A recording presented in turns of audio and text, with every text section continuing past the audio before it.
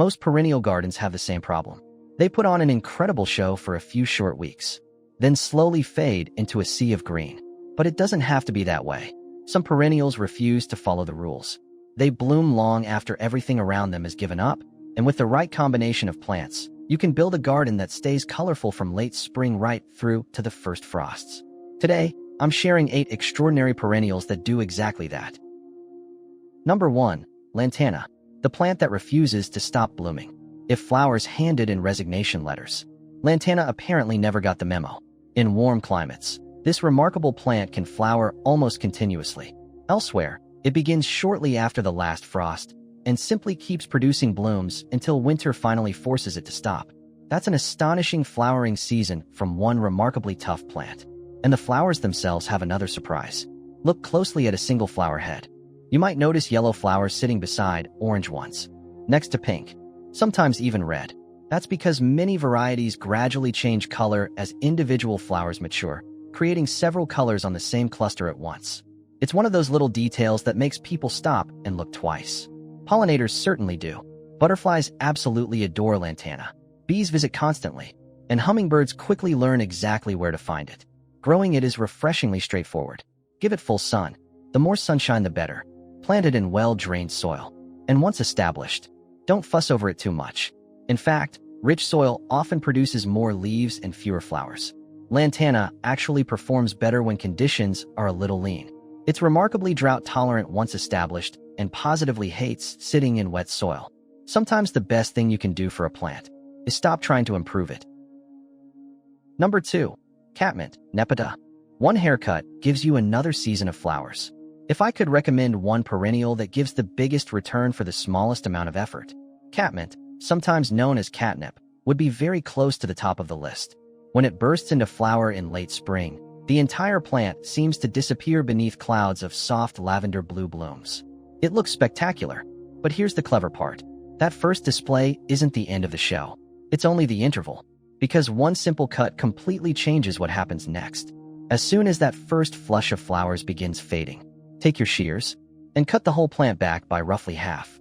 It feels wrong, almost perverse. Every gardener hesitates the first time. You've got this beautiful flowering plant, and I'm telling you to attack it with head shears? Trust me, within a few weeks the plant responds with vigorous new growth, followed by an entirely new wave of flowers that often carries right through into autumn. One haircut, another season of blooms. That's one of the highest returns on investment you'll ever get in gardening. Catmint is also wonderfully forgiving. It's hardy across an enormous range of climates. It tolerates drought. Deer usually leave it alone. Rabbits aren't particularly interested either. But your cat may become unusually interested in one corner of the garden. You've been warned. The aromatic foliage contains a compound called nepeta-lactone. Scientists have found that the essential oil can act as a powerful mosquito repellent under laboratory conditions. Unfortunately, though, simply planting catmint beside your barbecue won't necessarily stop mosquitoes from attending uninvited. If only gardening were quite that easy. Give it full sun, good drainage, and don't be afraid of that midsummer haircut. Your plant will forgive you, probably before you forgive yourself. You overthinking mammal. Number 3. Purple coneflower, Echinacea purpurea. Deadheading completely changes this plant. Coneflowers are already among the most dependable native perennials you can grow. They're drought-tolerant, pollinator-friendly, beautiful, and wonderfully easy to maintain. But most gardeners unknowingly shorten their flowering season. Here's why. Left alone, coneflowers do exactly what nature designed them to do. They flower, produce seed, then stop, which is perfectly sensible. If you're a coneflower, not so great if you're hoping for months of color. Fortunately, there's a simple solution. Deadhead them. As soon as a flower begins fading, cut the stem back to the next healthy set of leaves or developing flower bud. That tiny action completely changes the plant's priorities. Instead of investing energy into producing seed, it redirects that energy into producing more flowers. Keep doing this throughout summer, and what might have been a few weeks of blooms can stretch into 4 or even 5 months, depending on your climate. Then, towards the end of the season, stop. Let those final flowers mature naturally, because those iconic seed heads become one of winter's greatest gifts. Goldfinches, chickadees, and many other small birds feed on them long after the flowers themselves have faded. So you really get 2 displays from one plant. Flowers in summer, wildlife in winter. That's a pretty good investment. So far, we've looked at 3 completely different ways to keep flowers going for months. But the next plant is the star of the entire list. Because while most gardens begin winding down in late summer, this one is only just getting started. If you're enjoying the video, tickle that like button and consider subscribing to our channel. We have a lot to tell you about plants. Now, let's meet the secret weapon of the autumn garden. Number 4. Mexican Mint Marigold, Tagetes lucida. The garden's secret autumn weapon. Here's something most gardeners don't expect. Just as many perennial borders begin running out of steam, one remarkable plant is only just getting started. Meet Mexican Mint Marigold. Despite the name, this isn't the familiar bedding marigold most people plant every spring. It's an entirely different species. And in warm climates, it's one of the finest late-season performers you can grow. While neighboring gardens slowly fade into autumn, Mexican Mint Marigold erupts into a cloud of glowing golden flowers that can continue right through until the first frosts. And in frost-free regions, it may bloom even longer. If Lantana wins the prize for persistence, Mexican Mint Marigold wins for timing. It saves the garden exactly when color is beginning to disappear. And then there's another surprise. Rub one of the leaves gently between your fingers. Immediately, you'll notice an unmistakable fragrance of anise and licorice. This isn't just an ornamental. It's also a culinary herb. In fact, gardeners throughout hot climates often grow it as a substitute for French tarragon, which can struggle during long, humid summers. Historically, the Aztecs even used its leaves to flavor their ceremonial cacao drinks. So this one plant gives you months of flowers, beautiful fragrance, and an edible harvest. Not bad for something many garden centers barely mention. Growing it is wonderfully straightforward. Give it full sunshine, excellent drainage, and avoid overwatering once it's established. This is a plant that evolved in the warmth of Mexico and Central America. Heat doesn't intimidate it. In fact, Mexican Mint Marigold buys heat a drink. Number 5. Yellow Corydalis, Corydalis lutea. Finally, a shade plant that doesn't quit. Now let's solve one of gardening's oldest frustrations. Shade. Every gardener has that awkward corner. Too dark for sun-loving flowers. Too bright for deep woodland plants. A place where everything seems determined to survive. But nothing seems interested in flowering. Until you discover yellow Corydalis. This delightful perennial quietly does something remarkable. It flowers for months. Not weeks. Months.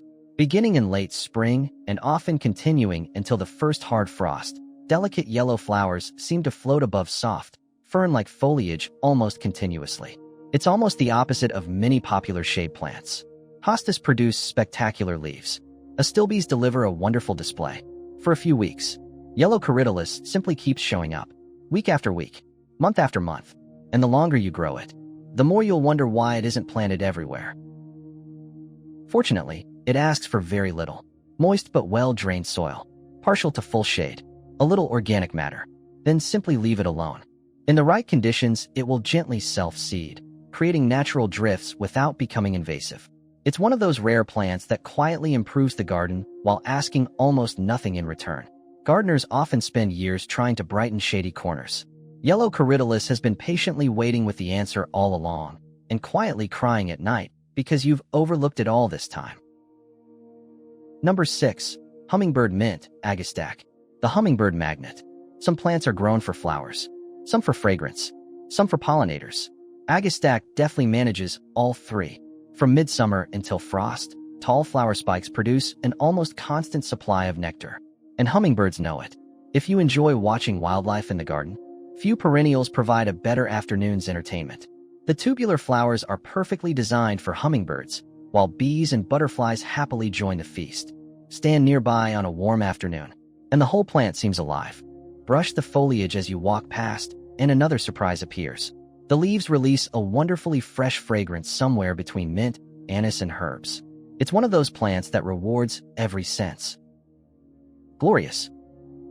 Growing Agastache successfully comes down to one surprisingly important rule: drainage. If there's one thing this plant dislikes, it's wet feet, especially during winter. Heavy clay soils often cause more problems than cold temperatures ever do. So if your soil stays wet, consider planting Agastache in a raised bed. That's the secret of raised beds: drainage. Or improving drainage before planting. Give it sunshine, good airflow, and don't overwater.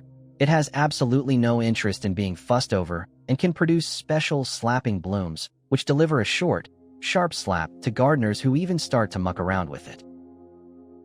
That last part might be a fib, but it really doesn't need you to get involved too much. Number 7. Blanket flower, Gaillardia aristata. The tougher you treat it, the happier it becomes. Some plants demand constant attention, regular feeding, perfect soil, careful watering. Blanket flower politely declines all of that. Native to the harsh grasslands of North America, this is a perennial built for difficult conditions. Poor soil? No problem. Hot summers? Don't care. Long dry spells? Still flowering. Need a drinking partner? Blanket flower could probably be that for you as well. Its fiery blooms of scarlet, orange, and gold continue for well over 100 days in favorable conditions, bringing color long after many supposedly premium garden plants have surrendered. And here's the strange part. The more comfortable you make it, the less impressed it becomes. Yeah, it's one of those people. Rich soil often produces floppy growth and fewer flowers. Instead, give it sunshine, excellent drainage, and modest conditions. Then simply remove faded blooms every so often. That's really about it. Sometimes the best gardening advice isn't do more. It's interfere less. Blanket flower understands this instinctively. Many gardeners spend years trying to create perfect growing conditions. This plant spends those years quietly proving perfection is occasionally overrated, and that maybe you should sometimes acknowledge that the plants know best where their interests are concerned. Okay. Number 8. Threadleaf Coreopsis, Coreopsis verticillata.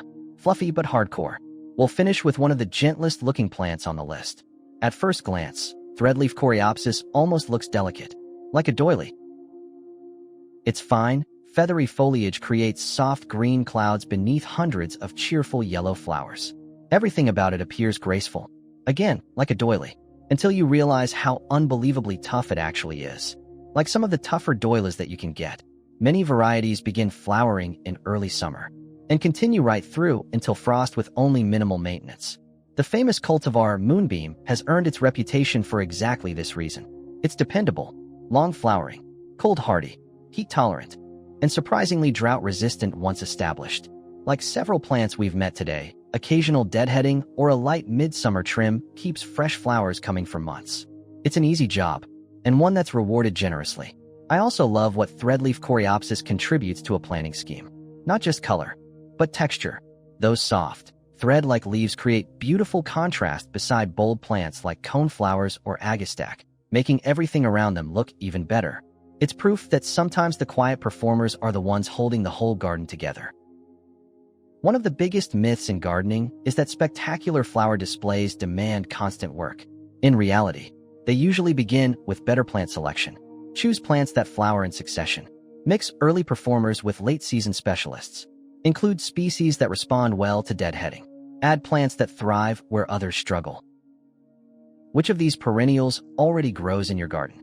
And is there another long-flowering favorite you think deserves a place on this list? Share it in the comments below. The best gardening discoveries come from gardeners themselves. And if you enjoyed today's video, don't forget to subscribe and tickle that notification bell.